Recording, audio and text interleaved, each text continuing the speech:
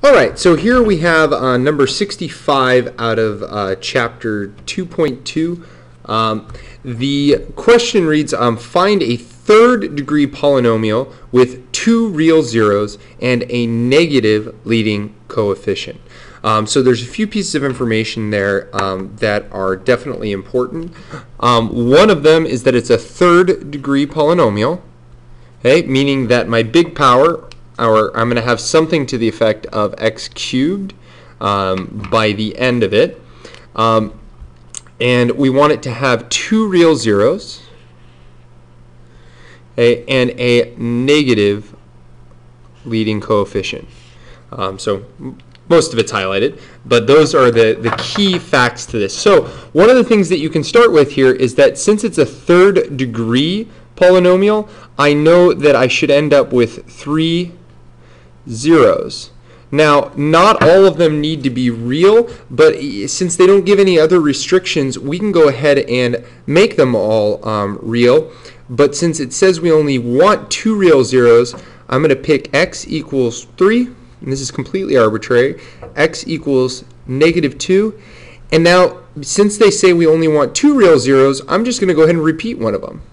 Now, we still only have two real zeros, but -2 has a multiplicity of 2. So this allows us to have two real zeros but still satisfy that we're going to have the third degree polynomial, or three zeros overall. Two unique but three zeros overall. Now, the way you go about this is, as we saw in class, we work backward. So I'm going to subtract 3 from both sides here so I can find the factors. I get x minus 3 equals 0. Add 2 to both sides. Okay, and we get x plus 2 equals 0. Add 2 to both sides here. Okay, and we get x plus 2 is equal to 0 one more time. So these three are going to be our factors here. Now there's one piece that I haven't touched on yet, but we'll get to that in just a second. Now, if these are my factors, then I'm going to end up with f of x, okay, is equal to x minus 3 times x plus 2 times x plus 2. Okay.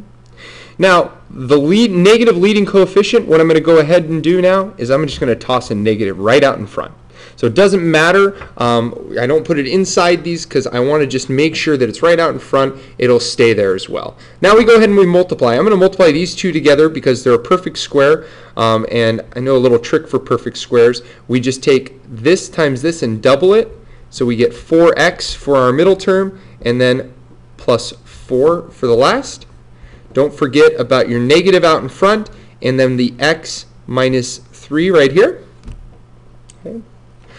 Going from there, now I'm going to go ahead and I'm going to use the box method. Again, this is my preferred method. If you use foiling or some variation of foiling, you need to be very careful. But I think that this actually organizes it real nice and neat for me. I'm going to put x and then a -3 for one side of my generic rectangle. Then the other side, I'm going to get x squared, 4x, and 4. Okay, and I'm starting to get a little jumbled here. Let me just go ahead and kind of section this off. Okay. Now I get x times x squared gives me x cubed. -3 times x squared. This box right here is going to be -3x squared. X times 4x is 4x squared. -3 times 4x is -12x. X times 4 is going to give me 4x in my box right here, and then -3 times 4 is simply -12. Okay. Now, again, one of the things I like about this method is if you take our diagonals here, generally, and there are some exceptions to this rule, we're going to have all of our like terms already grouped together for us. So, just to keep with my notation here, I have f of x is equal to x cubed. Then -3x squared plus 4x squared leaves me with plus x squared. -12x plus 4x is just going to be -8x minus 12. I have all of my deals there accounted for. Now the one thing that I kind of forgot about, and you got to be careful and I apologize, was that we had a negative in front of our whole thing, so this whole thing should be in parentheses with the negative, and for completeness sake, I'm going to go ahead and distribute that negative in to each and every one of the terms. So we get negative x to the third power minus x squared plus 8x plus 12.